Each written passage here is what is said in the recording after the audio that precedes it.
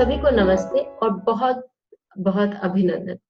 पिछले हफ्ते हमने जो नक्षत्रों पर क्विज स्टार्ट किया था, उस पे काफी सारे जवाब आए, जिसके कारण हम हमें प्रेरणा मिली कि हम ये क्विज काफी आगे तक लेके जाएं और आज इसका सेकंड पार्ट हम करने जा रहे हैं।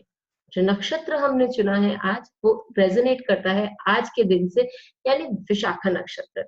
विशाखा नक्षत्र पर हम कुछ बात करेंगे, पहले उसके बारे में चर्चा करेंगे और फिर उस पर हम एक क्विज क्वेश्चन रखेंगे। लेकिन इससे पहले जो पिछले हफ्ते का क्विज है, उस पर आप सभी की बहुत बहुत इच्छा होगी उसके आंसर जानने के लिए। तो चलें, विशाखा नक्षत्र से पहले हम जानते हैं अश्लेषा नक्षत्र का जवाब। हमने पूछा था अश्लेष के जो डीएटी यानी कि जो देवता है वो नाग है, और कहा था कि वीनस जो तृतीय भाव का स्वामी है, यदि पंचम भाव में यानी कि मीन लग्न में लग्न वालों के लिए यदि पंचम भाव में आके शुक्र विद्यमान होते हैं तो हमें क्या क्या बताते हैं।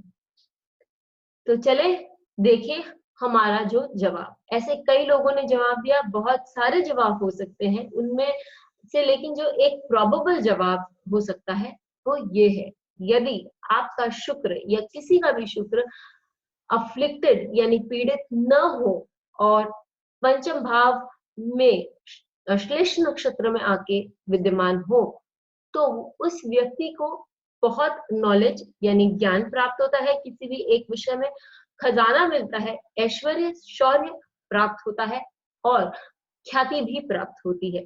लेकिन उन एक तरह से वो कम बोलते हैं, ज्यादा सामने नहीं आते, लेकिन फिर भी उनका नाम जग में होता है और वे बहुत ही सुंदर रूप से अपने आप अपना जीवन व्यतीत कर सकते हैं, यदि ये शुक्र डेफिनेटली पीड़ित न हो तो। इसके उदाहरण सहित हमने लिया है इनायत खान साहब, जो एक जिनका जो जो एक गाने बजाने वाले खानदान में, बहुत ही नामी खानदान में पैदा हुए थे और उनके घर में एक साहित्यिक वातावरण शुरू से रहा। इनायत खान साहब जब 20 साल के हुए, तब तक उनको साहित्य का बहुत अच्छा ज्ञान हो चुका था और समाज में उनका नाम एक गायक के रूप में भी उनका समाज में नाम हो चुका था। बहुत ही धार्मिक के साथ साथ बहुत ही आध्यात्मिक व्यक्तित्व वाले व्यक्ति थे और उन्होंने एक सूफी ऑर्डर ऑफ द वेस्ट भी वो किया था, एक स्थापित किया था, एक इंस्टीट्यूट। तो हमने देखा कि इनायत खान साहब का शुक्र जो है वो पंचम भाव में द्वितीय भाव का स्वामी हो तृतीय भाव का स्वामी होकर पंचम भाव में अश्लेष नक्षत्र में विद्यमान है, जिसके कारण नागों की जो शक्तियां हैं, जैसे कि खूबियां हैं, जैसे कि ज्ञानवर्धक होना, शांत रहना, समय का ध्यान लगाना, और जो कुछ नाग है जैसे कि वासुकी नाग है, जैसे शेष नाग है, उनमें हम देखते हैं कि वो बहुत जाने जाते हैं अपने अध्यात्म के कारण। सो ये आध्यात्मिक शक्ति भी इनमें प्राप्त की। अब हम चलते हैं हमारे आज के नक्षत्र की ओर, जो है विशाखा नक्षत्र। विशाखा नक्षत्र आज का जो हमारा नक्षत्र है वो है विशाखा नक्षत्र। विशाखा नक्षत्र की शक्ति है व्यापन्न शक्ति, यानी व्यापन्न शक्ति हम वो शक्ति है जो कि हमें एक शक्ति देती है कि हम किसी भी चीज, जो चीज हम चाहें, जिस चीज को हम प्राप्त करना चाहें, उसे हम प्राप्त कर सके, या जिस चीज को अपने जीवन में बढ़ाना चाहें, जिस चीज को अपने जीवन में उतारना चाहें, लाना चाहें, उस चीज को हम कर सकते हैं, ला सकते हैं।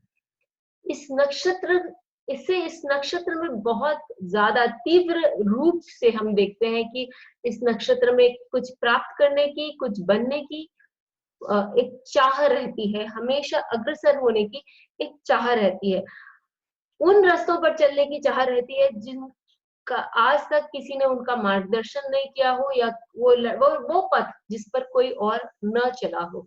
काफी सारे एग्जाम्पल्स हैं, लेकिन हम एग्जाम्पल नेक्स्ट वीक देंगे जब हम इसका खुलासा करेंगे।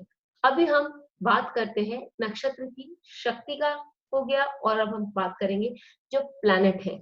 मंगल कारक है कर्म का, मंगल कारक है जी ऊर्जा का, मंगल कारक है गुस्से का, मंगल कारक है अपने शक्तियों का, जो ऊर्जा का जो हम किसी एक केंद्रित करते हैं। जहां भी मंगल हमारे जीवन में चार्ट में बैठता है, वहां हम देखते हैं कि हम अपनी ऊर्जा उसी ओर केंद्रित कर देते हैं, उस जीवन में को उस भाव को फलीभूत करने में केंद्रित कर देते हैं। तो मंगल यहाँ प्रथम भाव में और द्वितीय भाव का स्वामी होकर प्रथम भाव में विशाखा नक्षत्र में विद्यमान है। विशाखा नक्षत्र की एक और खूबी है कि वो हमें एक नहीं, दो, तीन शाखा, जिस प्रकार शाखा एक ही पेड़ की अनेक शाखाएं होती हैं, उसी प्रकार विशाखा नक्षत्र में भी काफी कुछ करने की क्षमता होती है। एक नहीं, मनुष्य हमेशा डाल डाल फिरता रहता है। तो देखें कि ये मार्स हमें किस शक्ति की ओर लेके जाता है। अब आए प्रथम भाव की ओर। प्रथम भाव अनेक चीजों का प्रतीक होता है। इनफैक्ट यदि हमें किसी भी चार्ट को देखना होता है तो हमें सबसे पहले ये देखना होता है कि प्रथम भाव सही है कि नहीं, यानी कि आपका लग्न जो है वो कितना सक्षम है, कितना बलवान है।